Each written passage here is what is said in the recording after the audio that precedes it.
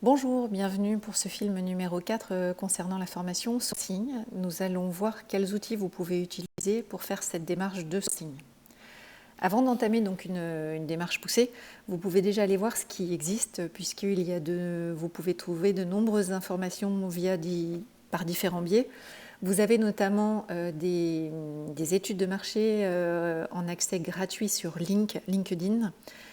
Vous pouvez également aller dans les différents salons professionnels qui sont une source d'information importante, puisque dans les salons, effectivement, c'est là où les fournisseurs proposent toutes les innovations, les dernières innovations, et là, vous pouvez échanger librement avec eux. Donc, je vous ai fait des listes des éléments pour lesquels vous pourriez où vous pourriez aller voir s'il existe déjà des choses.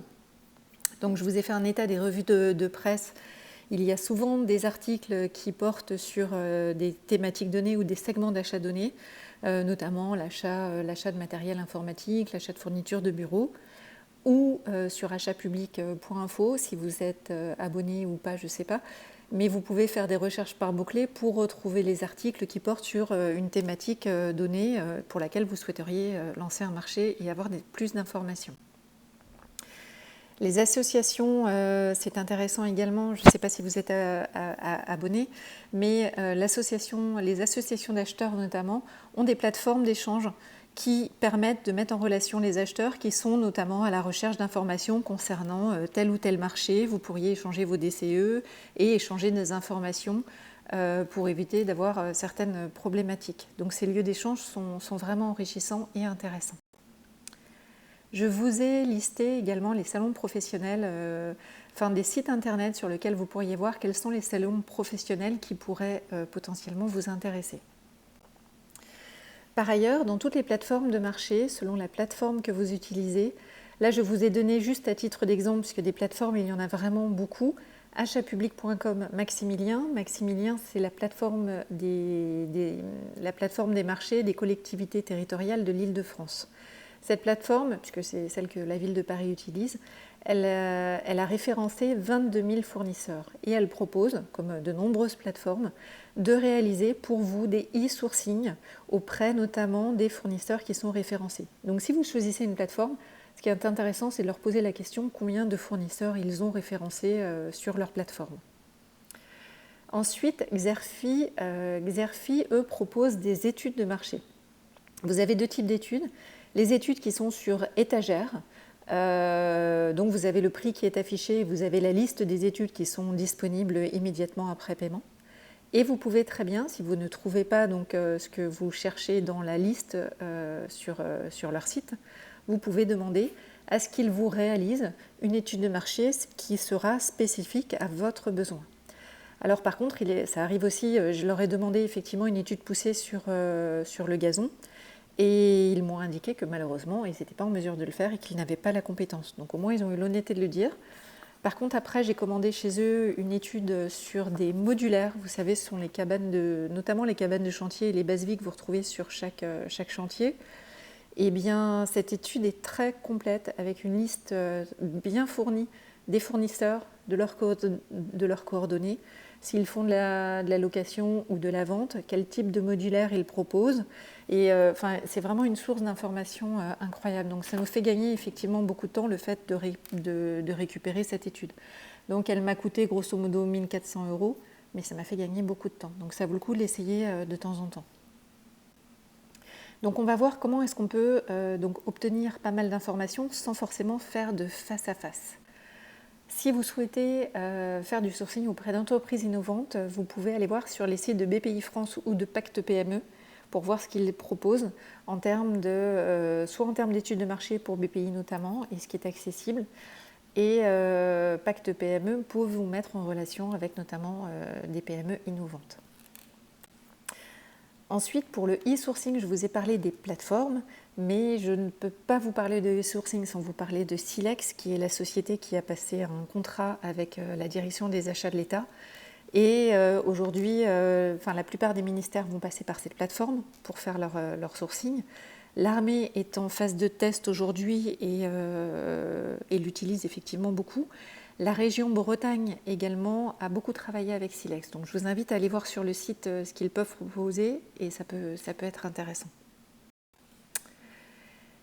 Les business speed dating. Business speed dating, ça permet de stimuler fortement la concurrence, d'entrer en contact avec des fournisseurs que l'on n'aurait pas identifiés et de faire venir donc de nouveaux fournisseurs pour nos prochaines consultations. C'est souvent organisé par les CCI, mais pas que. Donc vous connaissez probablement. Notamment la dernière que j'ai pu faire à la CCI de Paris concernait en fait les travaux du Grand Paris. Donc il y a d'abord, pour ceux qui ne connaissent pas le fonctionnement, ça dure une matinée, il y a une conférence au départ, puis les acheteurs se mettent en place et les fournisseurs vont rencontrer les acheteurs de différentes collectivités qui peuvent être présents. La ville de Paris, il y avait 3 acheteurs de 3 domaines d'achat différents. On passe 10 minutes par fournisseur. Ceux-ci ont pris au préalable rendez-vous avec nous en ligne. Donc on a des rendez-vous toutes les 10 minutes pendant 2 heures. Donc c'est un peu dense. Mais ça permet effectivement de récupérer des catalogues, d'avoir des échanges d'informations. On échange nos cartes de visite et de reprendre contact avec ceux qui potentiellement nous intéressent. Donc c'est plutôt assez enrichissant. Et donc ça permet d'avoir toujours plus d'offres lors du lancement d'une consultation. Là, je vous ai mis un exemple de ce que peut être une publication concernant un speed dating. Là, c'est pareil, c'est en Bretagne.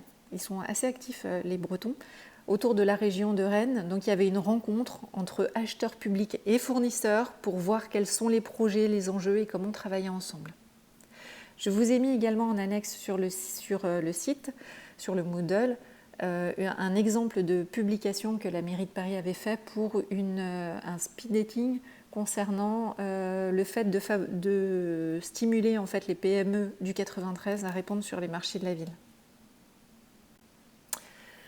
Alors, la demande d'information, DI, dans le langage privé côté entreprise, ils ont plutôt l'habitude de ce que l'on appelle des RFI, Request for Information.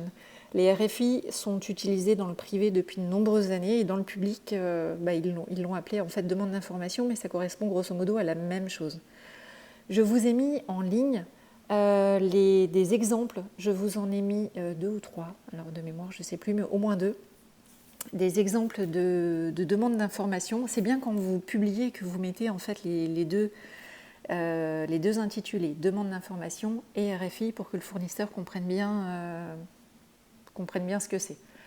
C'est en fait un petit questionnaire qui permet au fournisseur en fait, de vous remettre sur une thématique donnée un dossier assez complet dans lequel vous aurez des informations techniques, vous aurez des informations calendaires sur leur délai de fabrication, leur délai de livraison, vous pouvez avoir des notions de coûts, donc vous pouvez poser tout type de questions.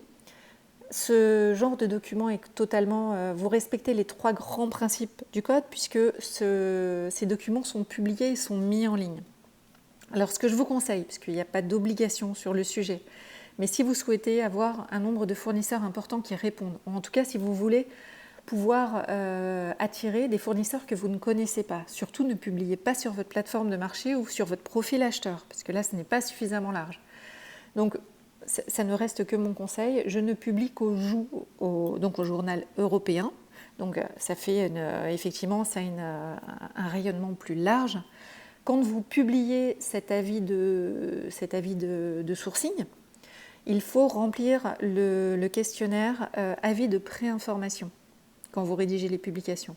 Donc le support pour publier l'avis de préinformation, vous le remplissez, il y a des options qui sont gratuites, donc en plus ça ne vous coûte rien, et vous mettez en ligne. D'accord ? Quand vous mettez en ligne, en fait, vous mettez un lien internet qui vous donne accès au support. Ou alors vous mettez en ligne votre adresse mail, les fournisseurs vous envoient un mail et vous leur renvoyez l'ADI. Donc vous pouvez très bien récupérer les exemples que je vous ai donnés et garder le même formalisme. Les 2-3 premières pages sont des informations générales qui indiquent que ce n'est pas un marché, ce n'est pas une consultation. Une demande d'information est lancée, mais uniquement à titre général pour récupérer de l'information sur une thématique donnée et pour aider l'acheteur à rédiger potentiellement son cahier des charges, mais ça ne donne pas nécessairement lieu à une consultation.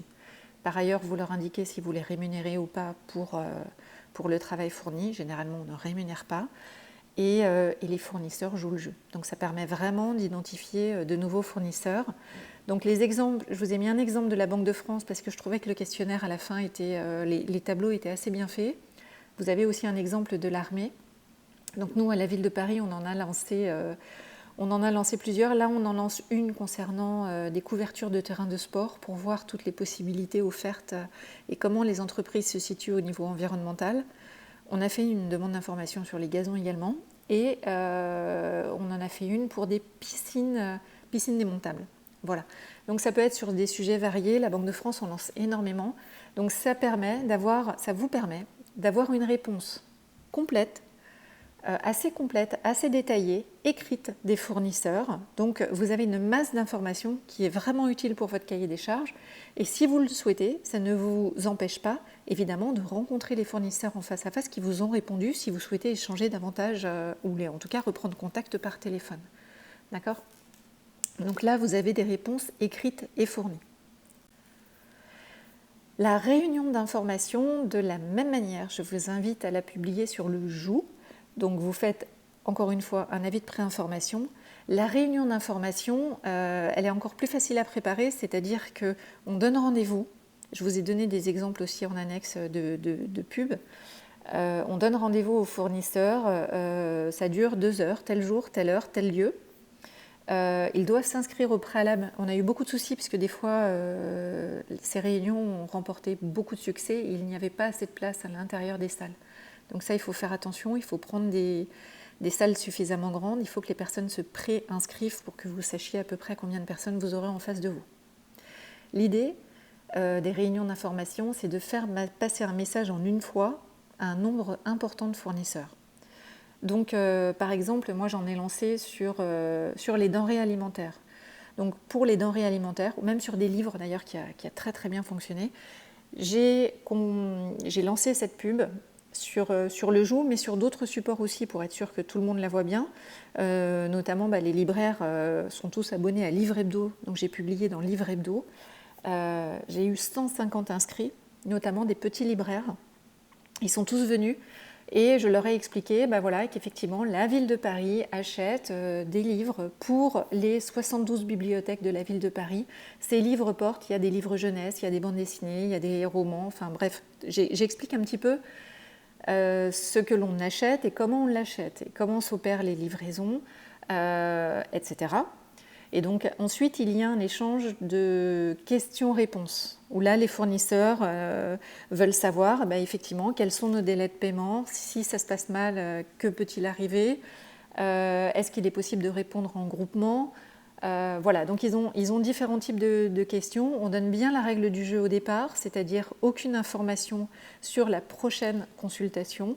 On n'explique que ce qui se passe aujourd'hui et quel est notre besoin aujourd'hui. On donne des informations assez générales, mais qui leur permettent de bien comprendre le sujet.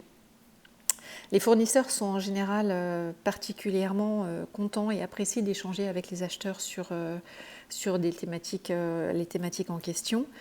Et nous avons fait pas des tests, mais en tout cas, on a vérifié les chiffres et à chaque fois que nous avions lancé une réunion d'information, il y avait toujours beaucoup plus d'offres lors de la prochaine consultation, la consultation suivante après une réunion d'info qu'auparavant.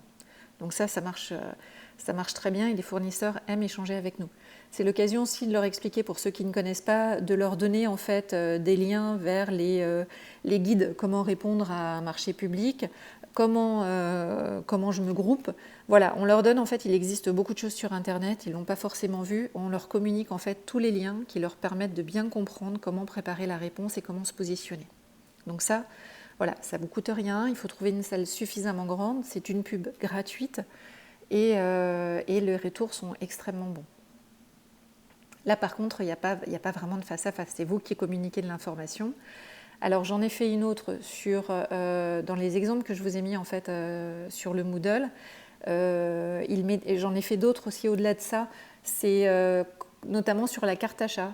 C'était pour inciter les fournisseurs à utiliser la carte achat et à valider la réponse en carte achat sur les marchés. Donc ça, c'était pas mal. Par ailleurs, maintenant, puisque ça fonctionne plutôt très très bien, chaque année, donc tous les ans à peu près au printemps, nous faisons une réunion d'information pour présenter notre programmation annuelle des marchés à venir.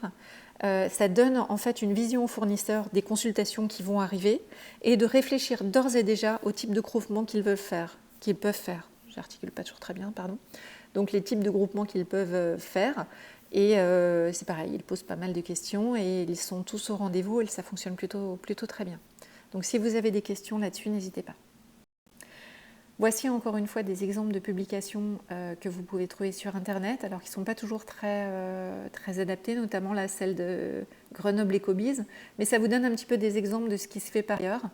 Là, vous avez un exemple du département des Hauts-de-Seine. Ils ont fait une réunion d'information donc pour échanger avec les fournisseurs, pour préparer la dématérialisation. Donc ça, je trouvais ça vraiment bien. Là, vous avez aussi des exemples où là, vous avez bien le terme études et échanges préalables avec les opérateurs économiques. Donc ça, c'est typiquement un avis de sourcing tel qu'il apparaît sur le site. Voilà. Et là, ce que j'ai trouvé intéressant sur cette pub, sur France Marché, c'est que vous avez tous les termes qui sont utilisés. Donc études et échanges préalables avec les opérateurs économiques, sourçage, sourcing. Donc ça, c'est au grand complet, donc le fournisseur ne peut pas ne pas comprendre. Alors, si je résume, vous avez le face-à-face avec la grille de sourcing que je vous ai déjà communiquée, et ça fonctionne très bien. Si vous n'avez pas le temps, vous pouvez très bien bâtir un questionnaire avec vos prescripteurs ou avec vos binômes acheteurs, vos collègues acheteurs, et envoyer ce questionnaire, cette demande d'information, en faisant une pub sur le joug. Ça vous permet de travailler sur autre chose en temps masqué et de récolter des informations assez complètes sur un sujet donné. Si vous voulez plutôt juste stimuler la concurrence, développer le nombre d'offres qui sont déposées sur vos consultations, vous pouvez faire des speed dating, des réunions d'information. À la suite des speed dating, des DI ou des réunions d'information, vous pouvez très bien, puisque vous avez le nom de tous les fournisseurs, recontacter certains fournisseurs parce que vous souhaitez échanger davantage et ça c'est toujours possible. Vous pouvez mixer tous ces outils.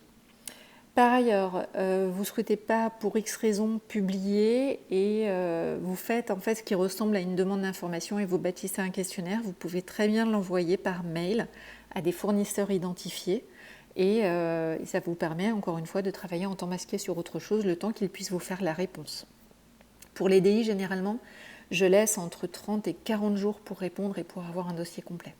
Voilà, donc c'est vrai qu'il faut anticiper un petit peu.